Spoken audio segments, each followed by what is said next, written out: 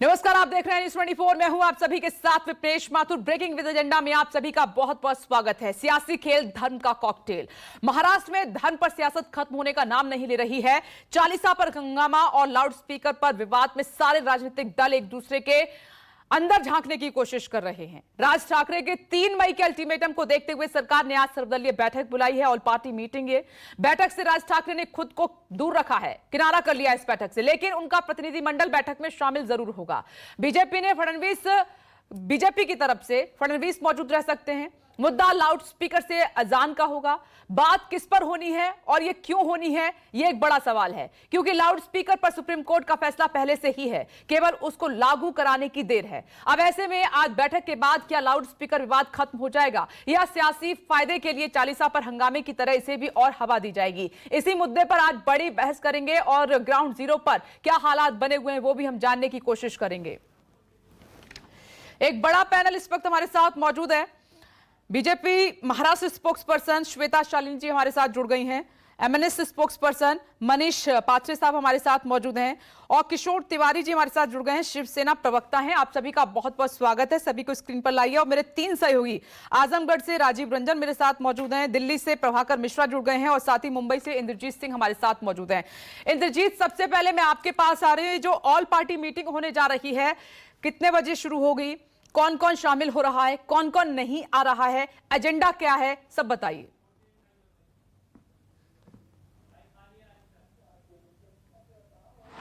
जी बिल्कुल, जो गृह मंत्री महाराष्ट्र के गृह मंत्री दिलीप वलसे पाटिल ने ऑल पार्टी मीटिंग बुलाई है और इसमें सभी पार्टी के रिप्रेजेंटेटिव या उनके बड़े नेता शामिल हो रहे हैं। चाहे कांग्रेस हो, एनसीपी हो, बीजेपी हो, एमएनएस हो, शिवसेना हो, सभी पार्टियों के नेता, यहाँ तक कि समाजवादी पार्टी के जो एमएलए हैं अबू आसिम आजमी, उनको भी बुलाया गया है और सभी पार्टियों से एक राय ली जाएगी कि ये जो लाउड स्पीकर की समस्या शुरू हुई है, जो अजान बनाम हनुमान चालीसा का विवाद शुरू हुआ है, उसका हल कैसे निकाला जाए, इसी पर ये चर्चा होगी। और इसके पहले पुलिस की अगर बात करें तो पुलिस ने कुछ स्टेप्स उठाने शुरू कर दिए थे, लेकिन इस बीच ये मामला काफ़ी बढ़ता गया। आपने देखा कि किस तरह से हनुमान चालीसा को लेकर जेल तक जाना पड़ा है राणा दंपत्ति को। तो महाराष्ट्र में जो हनुमान चालीसा पर राजनीति है वो चरम पर है और उससे कैसे निपटा जाए, ये सरकार की पहली प्राथमिकता। और इसीलिए मीटिंग बुलाई गई है कि किस तरह से जो अजान से लाउड स्पीकर अगर होता है तो वो कितना डेसिबल का हो, कब उनको परमिशन दी जाए, किन इलाकों में परमिशन दी जाए, नहीं दी जाए, ये सारी मुद्दों पे चर्चा होगी। और अगर कोई हनुमान चालीसा करना चाहता है और मस्जिद के सामने हनुमान चालीसा करना चाहता है तो फिर किस तरह से कानून व्यवस्था का प्रश्न निर्माण होगा, उस पर भी चर्चा होगी और उनको कैसे रोका जाए, उनको कैसे समझाया जाए, इस पर बात होगी। और इस सभी पार्टियों को इस पर अपनी राय रखनी है और किस तरह से इस समस्या का समाधान करना है, ये देखना होगा। क्योंकि एक आरटीआई से खुलासा हुआ था कि मुंबई में करीब करीब 3000 जो लाउड स्पीकर हैं, वो सिर्फ मुंबई की बात मैं कर रहा हूँ कि वो अवैध रूप से लगे हुए हैं। तो जो पुलिस ने रेगुलराइज करने का भी एक प्रोसेस शुरू किया है। पुलिस ने कहा है कि अगर आप लाउड स्पीकर से अजान करते हो तो आप पुलिस स्टेशन में आके परमिशन लो और कितनी डेसिबल की ध्वनि होनी चाहिए, किस सुप्रीम कोर्ट का जो गाइडलाइंस है उसको पालन करते हुए किस तरह से आप लाउड स्पीकर से अजान कर सकते हो, इस पर पुलिस पहले से काम कर रही है। लेकिन अब सरकार ज़्यादा एक्टिव इसलिए हो गई है कि जो एमएनएस प्रमुख राज ठाकरे ने अल्टीमेटम दिया है 3 तारीख का, क्योंकि विवाद भी आपने देखा होगा कि जो विवाद ये शुरू हुआ था वहीं से शुरू हुआ था, जब जो दादर के शिवाजी पार्क में एक रैली हुई थी और वहां पर राज ठाकरे ने कहा था कि अगर लाउड स्पीकर से अजान होता है और उसको बंद नहीं कराया जाता है तो वो मस्जिद के सामने ही हनुमान चालीसा लाउड स्पीकर से पढ़ेंगे। इसके बाद जो विवाद बढ़ा कहीं न कहीं अमरावती तक चला गया और उसमें नवनीत राणा आए, इसके अलावा नवनीत राणा आए, रवि राणा आए और नवनीत राणा ने मातोश्री के बाहर हनुमान चालीसा का पाठ करने की बात कही। सबसे बड़ी बात यह है कि अब इस राजनीति में आम आदमी पार्टी भी आ गई है। आम आदमी पार्टी ने कल रात को एक स्पेस ऑर्गेनाइज किया था ट्विटर पे और उसमें जो पूर्व मुख्यमंत्री देवेंद्र फडणवीस हैं, इसके अलावा राज ठाकरे हैं, सबको आमंत्रित किया था।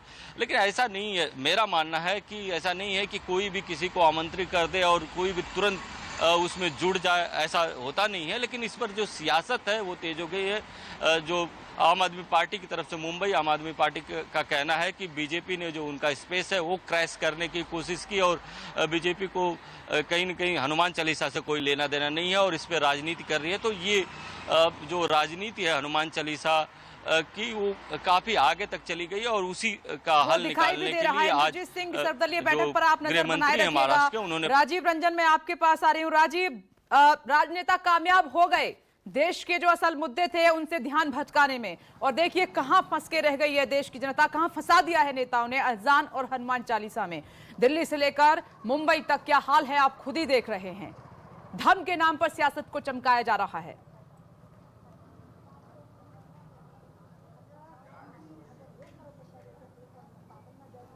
देखिए विपनेश, मैं ये तो नहीं मानता कि देश की जनता को अपने असल मुद्दे, लेकिन ये जरूर है कि दिल्ली और मुंबई में ये मसला गर्म है।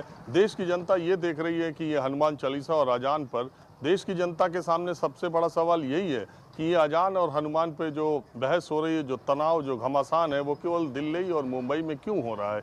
देश के किसी दूसरे हिस्से में, मैं उत्तर प्रदेश में पिछले 4-5 दिनों से हूँ, मैंने कहीं नहीं देखा कि अजान और हनुमान पर कहीं कोई चर्चा हो रही हो।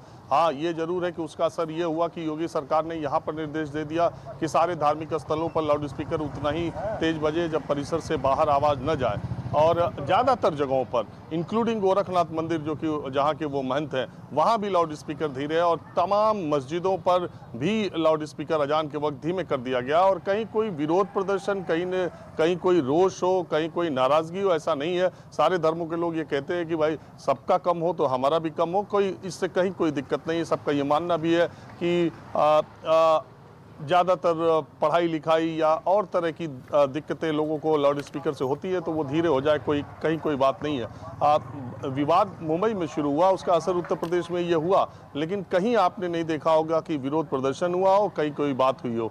मूल बात यह है कि देश की जनता ये सोच रही है कि ये दिल्ली और मुंबई के नेता नवनीत राणा, जिनको कि शायद लोकसभा में उतनी सक्रियता या उनके भाषण के लिए लोग उनके जनता के मुद्दों को उठाने के लिए लोग उनको इतना नहीं जानते थे, कि रातों रात हनुमान चालीसा का विवाद कर नवनीत राणा पूरे देश के खबरों की सुर्खियों में आ गई और पूरे देश की जनता जान गई कि नवनीत राणा कौन है, कहाँ से सांसद हैं, उनके पति के बारे में जान गई जनता। लेकिन कुल मिलाकर दिल्ली और मुंबई में मैं बार बार ये कहता हूँ कि ये जो चुनाव है, ये दरअसल सारे तनाव की वजह चुनाव है। एमसीडी के चुनाव होने, देख ही रही हैं आप, ट्विटर पर हनुमान चालीसा की बात हो रही है।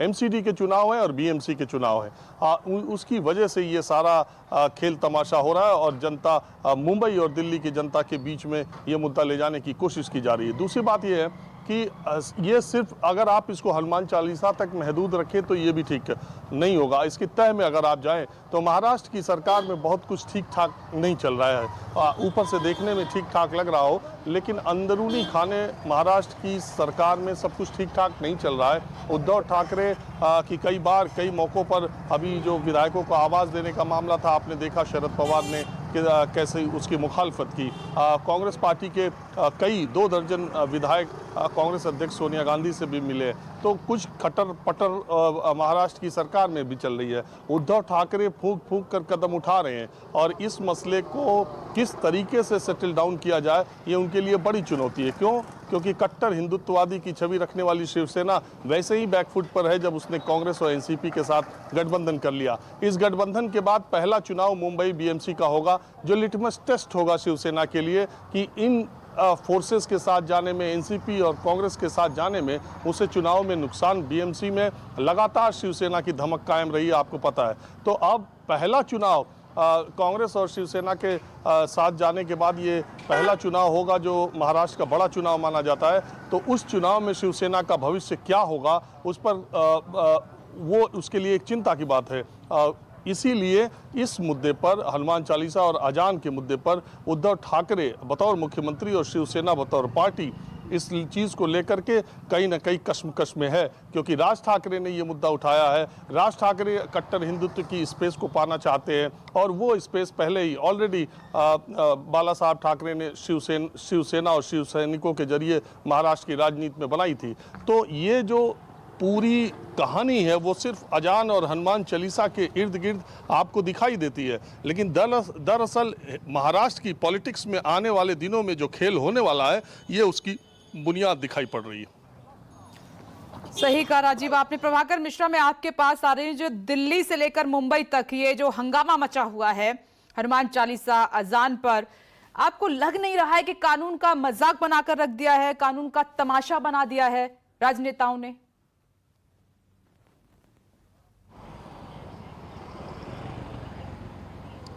विपनेश, बिल्कुल बना के रख दिया है। और उसकी वजह अगर आप टटोलेंगी तो सबसे पहले सुप्रीम कोर्ट ने एक फैसला दिया 2005 में, जिसमें कहा कि ध्वनि प्रदूषण को देखते हुए रात 10 बजे से सुबह 6 बजे तक लाउड स्पीकर का इस्तेमाल नहीं होगा। सुप्रीम कोर्ट का आदेश था, सबको मानना चाहिए था। राज्य सरकारों ने सुप्रीम कोर्ट का दरवाज़ा खटखटाया, ये कहते हुए कि कई ऐसे मौके होते हैं जब देर रात भी लाउड स्पीकर की ज़रूरत होती है, और सुप्रीम कोर्ट को राज्य सरकारों के कहने पर अपने आदेश में बदलाव करना पड़ा। सुप्रीम कोर्ट ने कहा कि विशेष परिस्थितियों में साल के 15 दिन ये 10 से 6 बजे की शर्तों में ढील दे दिया जा सकता है। अब बड़ी बात ये कि क्या विशेष मौके पर प्रदूषण नहीं होगा, ध्वनि प्रदूषण नहीं होगा, तो सुप्रीम कोर्ट अपने ही फैसले से जब डेविएट होता है तो सवाल खड़ा होता है। दूसरी बात ये कि साल के 15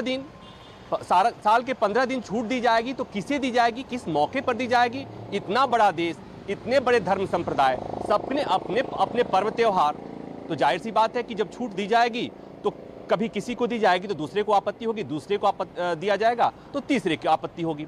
तो ये एक ऐसा मसला है जहां पर मुझे लगता है कि अदालतें भी गंभीर नहीं हैं। सुप्रीम कोर्ट के इस मसले से ही जाहिर होता है। दूसरी बात, एक बार ही नहीं, चाहे वो Maharashtra high court, Bombay high court हो, उत्तराखंड हाई कोर्ट हो या इलाहाबाद हाई कोर्ट हो, समय समय पर इन लोगों ने कह दिया, हाई कोर्ट ने कह दिया कि लाउड स्पीकर में का इस्तेमाल करना फंडामेंटल राइट का हिस्सा नहीं है।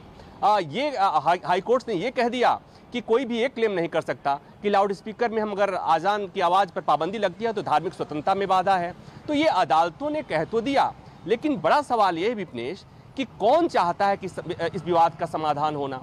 अच्छी बात यह है कि मुंबई में आज जो सुनने में बात आई कि आज सर्वदलीय बैठक होती है, अच्छी बात है। पानी की समस्या पर भले ही सर्वदलीय बैठक नहीं हो, कोयले के संकट पर भले ही सर्वदलीय बैठक नहीं हो, लेकिन अगर इस मसले पर सर्वदलीय बैठक हो रही है तो इसका स्वागत किया जाना चाहिए और उम्मीद की जानी चाहिए कि सभी पॉलिटिकल पार्टियां इस पर एक राय बनाएंगी कि ये जो विवाद है ये बेवजह विवाद है, इस पर विराम लगना चाहिए। और सभी, मैं कहता हूं कि ये केवल सर्वदलीय बैठक नहीं होनी चाहिए, इसमें सर्वधर्म के लोगों का भी बैठक होना चाहिए और सब लोग मिलकर एक यहाँ उत्तर प्रदेश की एक तस्वीर आ रही थी जहां पर मंदिर और मस्जिद, पुजारी और इमाम दोनों ने मिलकर फैसला किया कि हम अपना अपना लाउड स्पीकर हटाते हैं। मुझे लगता है कि सब धर्म के लोगों को मिलकर, सभी पार्टियों के लोगों को मिलकर यह फैसला करना चाहिए कि देश में सियासत के लिए तमाम मुद्दे हैं। मैं इसलिए कहता हूं कि ये जरूरी भी है कि लोकतंत्र में अगर पॉलिटिकल पार्टियां सियासत नहीं करेंगी तो करेंगी क्या?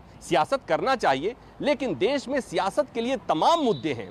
वो मुद्दे जिससे हमारा समाज बढ़ता हो, वो मुद्दे जिससे हमारे देश के सामाजिक सौहार्द को नुकसान पहुंचता हो, तो उन मुद्दों को छोड़ दीजिए, बाकी सब मुद्दों पर सियासत कीजिए। कोयले का संकट हो रहा है, विपक्षी पार्टी को सड़क पे आना चाहिए। महंगाई बढ़ रही है, विपक्षी पार्टी को सड़क पे आना चाहिए। बेरोजगार की समस्या है, विपक्षी पार्टियों को सड़क पर आना चाहिए। लेकिन हनुमान चालीसा और आजान को लेकर जब इस तरह के विपक्षी पार्टियां जब सियासत करती हैं तो सवाल खड़ा होता है कि जमीनी मुद्दों से इन्हें कोई मतलब नहीं है। तो जो आपने कहा, ये मैं एक बार फिर कहता हूं कि अदालतों को आगे बढ़कर इस मसले पर पूर्ण विराम करना चाहिए। राजनीतिक पार्टियों को संदेश साफ तौर पर देना चाहिए कि इस मसले पर कोई सियासत नहीं होगी और इस मसले पर अगर कोई भी पॉलिटिकल पार्टी सामाजिक सौहार्द बिगाड़ने की कोशिश करता है तो उससे सख्ती से डील किया जाएगा। अगर मैं कहूं, एक कानून है, विपनेश, दर्शकों को बता दूं कि प्लेसेज ऑफ वर्शिप एक्ट जब 1990 बना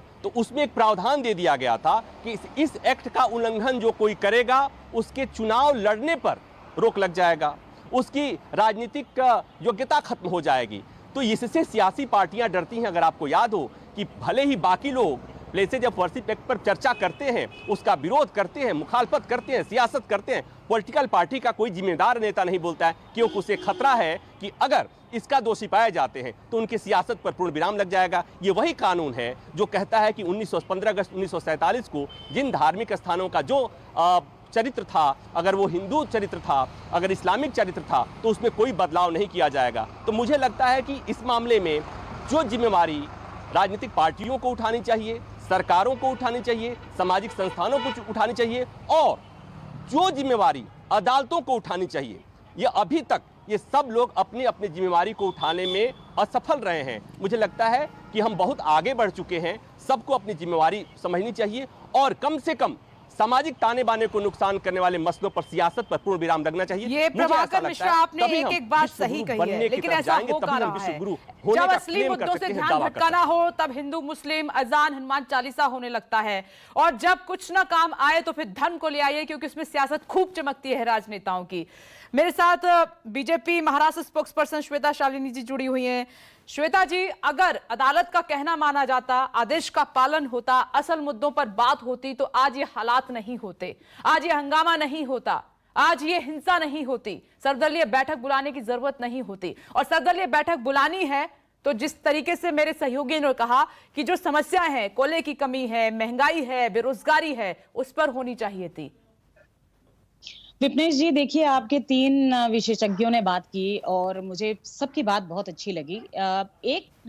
एक चीज जो तीनों लोगों ने कही है उसी को उठाना चाहूंगी।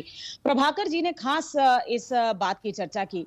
देखिए, एक चीज जो आप सब मिस कर रहे हैं कि लाउड स्पीकर का मुद्दा जो है ये सामाजिक मुद्दा है।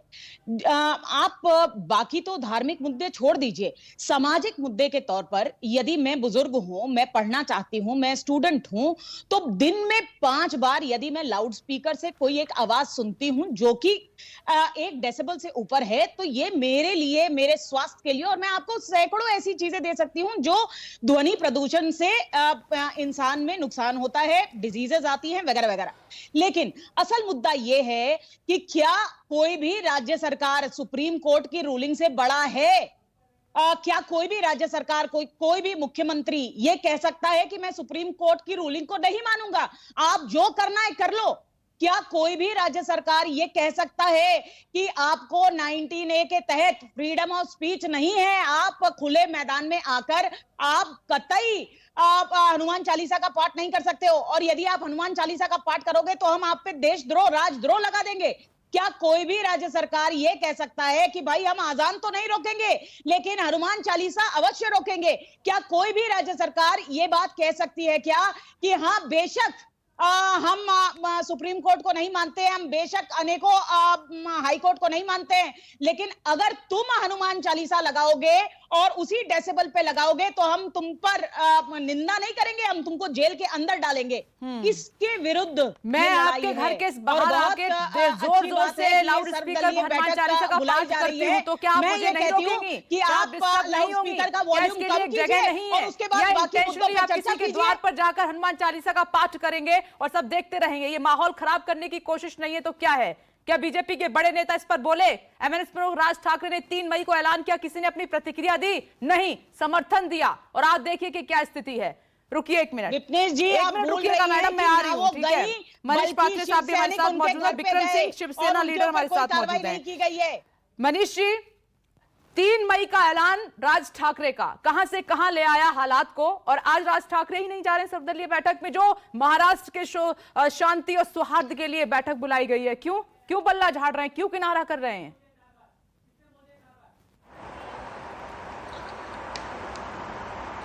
मैडम जी, सबसे पहली बात तो राज ठाकरे नहीं जा रहे, ऐसा नहीं है। राज ठाकरे का शिष्टमंडल जो है, हमारे जो नेता है वो वहां पे जा रहे हैं।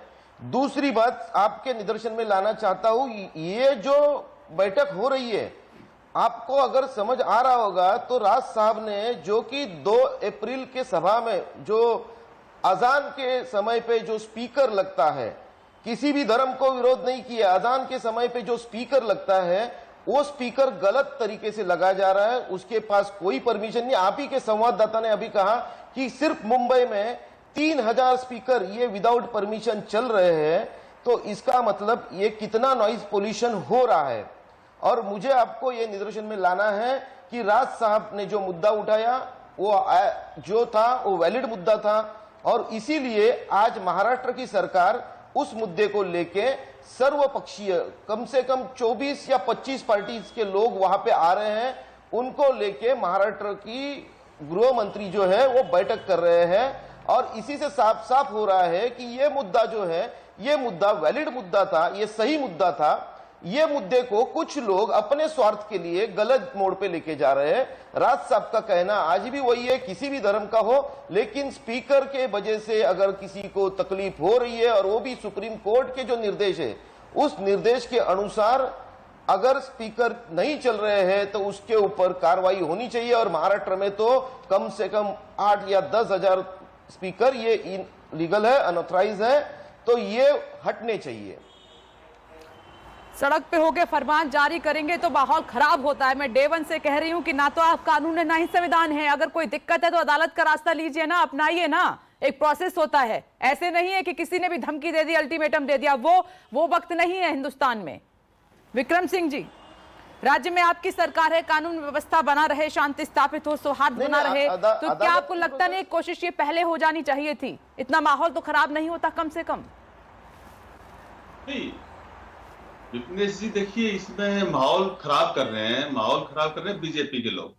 देखिए आप मुझे बताइए, ऐसा माहौल बना दिया है कि भाई शिवसेना हनुमान चालीसा के विरुद्ध है। पूरा महाराष्ट्र हनुमान चालीसा पढ़ रहा है, कौन रोक रहा है? अभी राज ठाकरे ने पूजा की, किसने रोका? लेकिन आप एक इस उद्देश्य से किसी घर के बाहर करोगे, ये कहां तक ठीक है? कल आपके घर पे कोई बाहर आके कोई नमाज पढ़ने लग जाए या दूसरी पूजाएं करने लग जाए तो आपको अच्छा लगेगा क्या? ये तो एक माहौल खराब करने वाली बात। आपने देखा होगा बीजेपी का एक एमएलए महाराष्ट्र में स्पीकर बांट रहा था कि ले जाओ लगाओ और माहौल खराब करो। तो ये इस तरीके की जो एक काम हो रहा है ये सिर्फ बीजेपी के लोग कर रहे हैं। ये नहीं चाहते किसी तरीके से शांति बने महाराष्ट्र के अंदर। क्यों? इनकी ये सोच है कि महाराष्ट्र में गड़बड़ हो और हम यहाँ पे राष्ट्रपति शासन लागू करें, क्योंकि ये सरकार बना नहीं पाए तो कोई न कोई ये रास्ता ऐसा निकाल के ला रहे हैं। कोई भी ऐसा मौका नहीं छोड़ रहे हैं। इनको जरा सा कोई चीज मिलती है उसी पे बवाल मचाना शुरू कर देते हैं। आप मुझे बताइए, आज तक कोई भी एक ये नवनीत राणा और इनके जो हस्बैंड है रवि राणा, इनको छोड़ के कोई भी महाराष्ट्र का कोई कह दे कि मैं हनुमान चालीसा नहीं पढ़ने दी जा रही, तो कहां तक ये टिकेंगे? तो एक बिना बात का एक प्रोपगेंडा करना और एक ऐसा माहौल खराब। रवि राणा उनको उकसा कौन रहा है? नहीं बीजेपी के नहीं तो उनको उकसा कौन रहा है? उनको उकसा कौन रहा है? मोहित कंबोज किसका है? मोहित कंबोज मोहित कंबोज का इससे क्या लेना देना? मोहित कंबोज लाउड स्पीकर के बारे में बोल रहे हैं। नहीं, क्यों और आप नवनीत राणा की बात कर रहे हैं। उन्होंने आपको हर चीज में बीजेपी याद आती है। किसने मांगा राष्ट्रपति शासन? किसने बोला है? बताइए, निकाल के दिखाइए यहाँ पर। विपनेश जी तो आप ही की भाषा बोल रही हैं, तो बताइए उनको लेके निकालने के लिए बोलिए कि किस लीडर ने बोला है कि मुझ पे आरोप लगाने से कुछ नहीं मिलेगा। मैं किसी की भाषा नहीं बोल रही हूँ। अरे अभी आपने मनीष जी को बोला कि आप अदालत जाइए, अदालत का फैसला है जो राज्य सरकार नहीं। ठीक है, एक मिनट रुकिए। विक्रम जी, जो शिव सैनिकों ने किया मुंबई में, क्या वो ठीक था? मोहित कंबोज जो शिव सैनिकों ने किया, क्या वो ठीक था? अरे 200 लोग जो आपके मातोश्री के सामने बैठे थे विक्रम जी, वो क्या महाराष्ट्र के विकास को डिस्कस कर रहे थे राउंड टेबल जो शिव सैनिकों ने किया वो ठीक था क्या?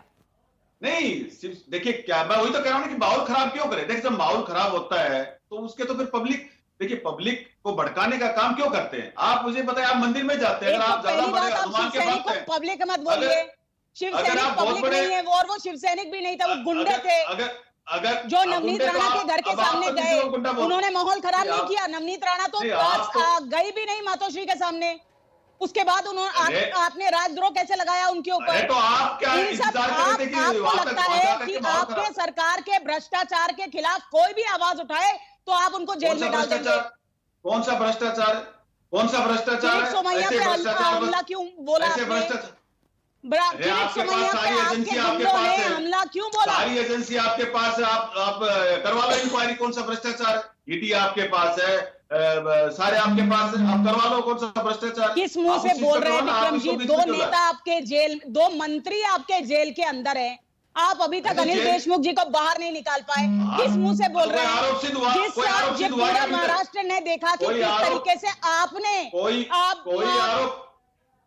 कोई नहीं आरोप विक्रम अभी जी, तक मैं ये सिद्ध हुआ कहती क्या? हूँ वो तस्वीर और तो हमने भी बीजेपी के देखी थी। साथ देखिए अगर बीजेपी ठीक है, आपकी बड़ी बात ये है, राज्य में आपकी सरकार है, इसका मतलब ये नहीं कि खुली छूट दे देंगे आप अपने कार्यकर्ताओं को, शिव सैनिकों को जाइए और धमकाइए, कुछ कोई भी भाषा का इस्तेमाल कीजिए, नेता कोई भी भाषा का इस्तेमाल करेंगे, गाली गलौज करेंगे, ये सब ठीक नहीं है, ये ठीक नहीं है सब। आपको इस पर बात करनी चाहिए, इस पर मंथन करना हम चाहिए। विपक्ष है, हमारा काम आवाज उठाना है, हम आवाज उठाएंगे। मनीष पात्रे साहब यहाँ उंगली उठा रहे हैं, कुछ कहना चाह रहे हैं। मनीष जी बताइए क्या कहना है आपका? आपको नहीं लग रहा कि राज ठाकरे ने जो अल्टीमेटम दिया, ये सब किया धरा उसी के बाद शुरू हुआ है, ये पूरा जी का जंजाल बना दिया है, सारा माहौल खराब कर दिया उस अल्टीमेटम ने?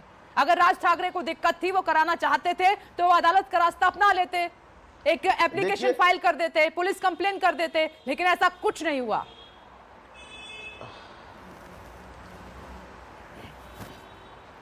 आपको शायद अभी आप ही की चर्चा में 2005 का सुप्रीम कोर्ट का ऑर्डर आज 2022 है, फिर भी अभी तक किसी ने भी उसको फॉलो नहीं किया है। दूसरी बात में अभी ये शिवसेना के प्रवक्ता ने जो कहा, हमने राज साहब ने कहां पे भी नहीं कहा है कि किसी के घर के सामने जाके हनुमान चालीसा गाओ। हमारा साहब का कहना इतना ही था कि जब अगर 3 तारीख का अल्टीमेटम है, 3 तारीख को पवित्र रमजान ईद है, ईद के बाद तक अगर ये फैसला सरकार नहीं करती है, नहीं, राज ठाकरे कौन होते हैं अल्टीमेटम देने वाले? किसी भी मस्जिद को ऐसा कहा नहीं गया है कि वो तो आपको अभी मालूम हो गया होगा कि राज ठाकरे कौन है। हिंदू जननायक आज पूरे भारत में छाए हुए हैं, और इसका रीजन इतना ही है कि भारतीय संविधान ने हमें जो अधिकार दिया है, हमारे संविधान के 3 नंबर चरित्र के अनुसार हमें जो अधिकार मिला है, उस अधिकार के अनुषंग में कोई भी सरकार हमारा जो मौलिक अधिकार है, ये मौलिक आपको अदालत पर विश्वास नहीं, आपको पुलिस पर विश्वास नहीं, तो ये क्यों ना माना जाए कि जानबूझकर माहौल खराब करने की कोशिश की जा रही है और धर्म के नाम पर आप अपनी सियासत को चमका रहे हैं, क्योंकि चुनाव नजदीक है। जो राजीव रंजन मेरे सहयोगी सही कह रहे हैं, इस बात को क्यों ना मान लिया जाए? इंटेंशनली आप नेता ऐसा कर रहे हैं। आप मुझे बताइए, 3000 स्पीकर खाली मुंबई में अनऑथराइज चालू है, बिना परमिशन के चालू है, तो ये सब चलेगा? अगर 3000 बिना परमिशन के खाली मुंबई में स्पीकर चालू है, तो आज तक क्यों कार्रवाई नहीं हुई? आप तो बहुत कुछ बोल रही हैं, बोल दीजिए राज्य सरकार को। तो मुझे वही बताना था, आवाज कम करवा दे, बाकी यही बताना था कि पहली बात तो राज साहब ने किसी को कहा नहीं है। नहीं, इतनी दिक्कत है तो शालिनी, श्वेता जी और मनीष जी, आप भी अपोजिशन में हैं, जाइए ना फिर। इस तरीके से सड़क पर लड़ने से, माहौल खराबने से कुछ नहीं मिलेगा। और विक्रम जी से भी मेरा यही सवाल है कि राज्य में उनकी सरकार, उनकी भी अपनी जिम्मेदारी है कि शांति व्यवस्था को कायम किया जाए, उसको बनाकर रखा जाए, लेकिन नहीं, जिन मुद्दों से राजनीति आसानी से चमकती है उसमें सब कूद पड़े हैं, कोई पार्टी पीछे नहीं है। राजीव,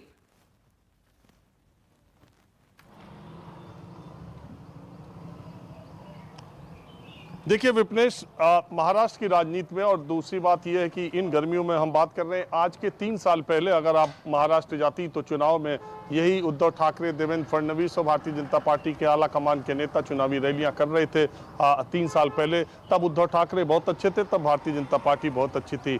अब भारतीय जनता पार्टी शिव सैनिकों को गुंडे कर रही है, और सबसे ज्यादा इस देश में भारतीय राजनीति में भारतीय जनता पार्टी के साथ गठबंधन शिवसेना का रहा है, और सबसे नेचुरल एलाई उसको कहा जाता रहा है। और आपको पता ही है कि कितने लंबे समय तक शिवसेना और भारतीय जनता पार्टी का गठबंधन रहा है, तब शिव सैनिक गुंडे नहीं थे।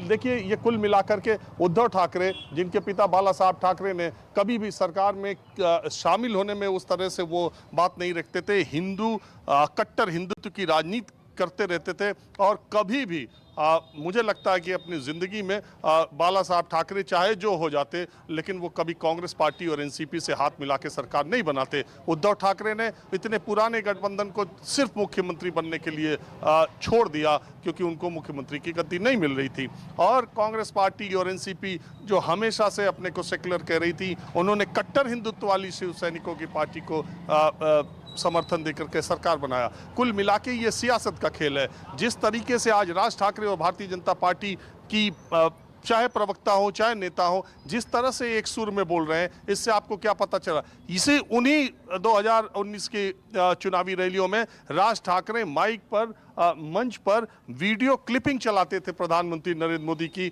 और दिखाते थे कि कहां कहां उन्होंने क्या क्या झूठ बोला, किस किस एडवर्टीजमेंट में झूठ बोला, भारतीय जनता पार्टी को किस तरह कोसते नजर आते थे राज ठाकरे, आपने देखा होगा। तो ये बात अब देखिए, भारतीय जनता पार्टी के लोग राज ठाकरे की ऐसी तरफदारी कर रहे हैं, लेकिन कुल मिलाकर के देश की जनता को यह समझना चाहिए कि सियासत के पत्ते जब फेंटे जाते हैं, इस वक्त सियासत के पत्ते अजान और हनुमान पर फेंटे जा रहे हैं, केवल एक वजह है उसकी, क्योंकि मुंबई में और महाराष्ट्र के लोकल बॉडीज के चुनाव होने हैं और वो 2019 के जो नए नए गठबंधन है महाविकास आघाड़ी, उसका बहुत बड़ा लिटमस टेस्ट है। और भारतीय जनता पार्टी को एक मराठी साथी की जो जरूरत है, एक मराठी चेहरे की। मैं ये नहीं कहता कि भारतीय जनता पार्टी में मराठी चेहरों की कमी है, उनके बड़े बड़े नेता हैं, देवेंद्र फडणवीस खुद इतने बड़े नेता हैं और उनके तमाम मराठी विधायक भी हैं। मेरा वो कहने का मतलब नहीं, मेरा वो कहने का मतलब कि राज ठाकरे जिस तरह के फेस है, उनके साथ अगर गठबंधन भारतीय जनता पार्टी करेगी कि नहीं करेगी, लेकिन उद्धव ठाकरे को प्रेशर में लाने के लिए, दबाव में लाने के लिए भारतीय जनता, क्योंकि महाराष्ट्र की सरकार को कोई भी पार्टी ऐसे जाने नहीं देना चाहती, तो उद्धव ठाकरे को, शिवसेना को प्रेशर में लेने के लिए भारतीय जनता पार्टी इस तरीके से चल रही है। दूसरी बात यह है कि उद्धव ठाकरे निश्चित तौर पर, मैं ये कह रहा हूं कि निश्चित तौर पर जो इस समय का घटनाक्रम है और सामने जिस तरह के चुनाव है, उद्धव ठाकरे प्रेशर में हैं, तनाव में हैं, कश्मकश में होंगे। निश्चित तौर पर सर्वदलीय बैठक उन्होंने आज बुलाई है। तो ये कुल मसला चुनाव का, इसमें किसी भी पार्टी को आप, सब लोग अपने अपने तरीके से चल रहे हैं। और इसी तरह से एमसीडी में भी आप देख लीजिए कि देश के केवल 2 शहरों में ये विवाद हो रहा है और किस तरह से जो कभी दूसरे के साथी थे आज किस तरह की भाषा बोल रहे हैं। और कल ही आने वाले भविष्य में अगर उद्धव ठाकरे फिर भारतीय जनता पार्टी के साथ गठबंधन कर लें, जो कि असंभव नहीं है, तो फिर शिवसेना भी अच्छी हो जाएगी, उद्धव ठाकरे भी हो जाएंगे, भारतीय जनता पार्टी भी अच्छी हो जाएगी। श्वेता जी, आप उंगली उठा रही हैं काफी टाइम से, बोलिए क्या कुछ कहना है आपका? मैं केवल राजीव रंजन जी को याद दिलाना चाहूंगी कि मैंने एक बात कही जो उन्होंने गलत सुन ली। मैंने ये कहा कि ये जो मातोश्री के सामने बैठे थे, ये शिव सैनिक नहीं थे, ये गुंडे थे। शिव सैनिक तो बाला साहब के साथ चले गए। और दूसरी बात जो मैं उनको शायद एक बार याद भी दिलाना चाहूंगी, करेक्ट भी करना चाहूंगी आपके सुनने वाले दर्शकों के लिए। देखिए, भारतीय जनता पार्टी हनुमान चालीसा के साथ है, ना वो मनसे के साथ है, ना वो नवनीत राणा के साथ है। मैं इनमें से किसी की प्रवक्ता नहीं हूं, मैं भारतीय जनता पार्टी की प्रवक्ता हूं। भारतीय जनता पार्टी हनुमान चालीसा के साथ है। जो हनुमान भक्त है, भारतीय जनता पार्टी उनके साथ अवश्य खड़ी रहेगी, क्योंकि ये मुद्दा सामाजिक मुद्दा है और ये मुद्दा हमारे लिए बहुत जरूरी है, क्योंकि हमारे दिल से जुड़ा है, हमारे राम से जुड़ा है, हमारे हनुमान से जुड़ा है। जिस समय उद्धव ठाकरे जी हनुमान भक्त हुआ करते थे, नहीं, फिर तो शांति आनी चाहिए, सौहार्द आना चाहिए, वातावरण अच्छा होना चाहिए, सामाजिक मुद्दा है ये तो। लेकिन आप देखिए क्या हो रहा है इसके उलट, बिल्कुल होना क्या हो रहा है इसके उलट। आवाज कम करवाइए और उसके बाद बाकी मुद्दों पे बात कीजिए। आप बोलिए विक्रम जी को कि अपने मुख्यमंत्री से बोलें कि आवाज जितने आप क्यों नहीं बोलती हैं? आप क्यों नहीं बोलती हैं? आप क्यों नहीं आगे आते हैं? सरकार में नहीं है, विपक्ष में तो है ना आप, विपक्ष की कोई भूमिका नहीं है, विपक्ष की कोई जिम्मेदारी नहीं है। सरकार से उठा सकते हैं, इसीलिए आपको भी याद दिला रही थी कि हम नीचे उतर के आवाज उठाने। विक्रम जी जवाब दीजिए, इसीलिए हम उठा रहे हैं। विक्रम जी जवाब दीजिए, वो सीधे आरोप लगा रहे हैं कि आप गुंडागर्दी करा रहे हैं। चुप कराओ, इनको चुप तो कराओ, इनको चुप है वो, बोलिए आप बोलिए। हमें चुप करवाना इतना आसान नहीं है विक्रम जी, हम सच बोलते हैं। अरे सच कहाँ बोलते हो आप झूठ, जो आदमी तो हनुमान चालीसा बोलते हैं कम से कम। आप मुझे बताइए, आपकी सच्चाई में बता रहा हूं, आप मुझे बताइए, इनका नेता मोहित कंबोज लाउड स्पीकर बांट रहा था भाई, बाकी राज्यों में इनकी सरकार है, वहां से हटवाए क्या इन्होंने? इनकी राज्य, कितने राज्यों में आपकी सरकार है, आपने कहीं से हटवाए लाउड स्पीकर मस्जिद से? अभी तो आपने सुना नहीं, शायद आप लेट आए। प्रभाकर जी बता रहे थे या शायद राजीव रंजन जी बता रहे थे कि उत्तर प्रदेश में हमारी सरकार है, और जाकर देखिए वहां पर स्वयं दोनों धर्मों ने ये डिसाइड किया है कि हम नीचे। तो वैसा डिसाइड महाराष्ट्र में, तो वैसा तो यहाँ पे भी महाराष्ट्र में भी किया है। आपको अगर अरे आपकी अभी अगर उन्होंने बताया आपको 3000 जानकारी नहीं गैर है, कानूनी जो लाउड आपको स्पीकर है वो तो जानकारी उतरवा नहीं है। दीजिए। अरे आपके आपको- मुमरा के आपको नेता जो नेशनल आपके साथ हैं वो आपको आके धमकी देते हैं कि अरे- भाई अगर हमारे लाउड स्पीकर के ऊपर एक आपने ताना भी कसा तो हम आपको देख लेंगे।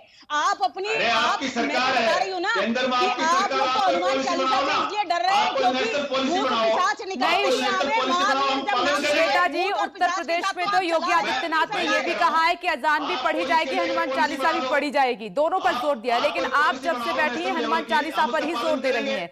सर्वधर्म वाला ये देश है जिसमें हर समुदाय के वोट आपको मिलते हैं। केंद्र में आपकी सरकार है, ज्यादातर राज्यों में आपकी सरकार है, लेकिन कहीं पर भी एक बड़े नेता ने आके, गृह मंत्री ने आके कोई ऐसा बयान नहीं दिया है कि आइए सबको बिठाते हैं, कानून लेकर आते हैं जिससे समाज का सौहार्द बना रहे, ताकि ऐसी दिक्कत ही ना हो, जड़ से खत्म कर दिया जाए।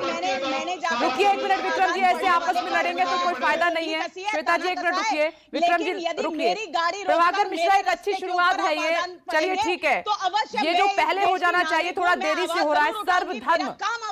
सर्वधर्म बैठक तो बुलाई गई है, कम से कम एक कोशिश तो हो रही है। आगे उम्मीद है कि कोई जरूर समाधान निकालेंगे ये बीच का। श्वेता जी रुक जाइए एक मिनट, मैडम रुक जाइए जल्दी से क्विक रिएक्शन। प्रभाकर मिश्रा।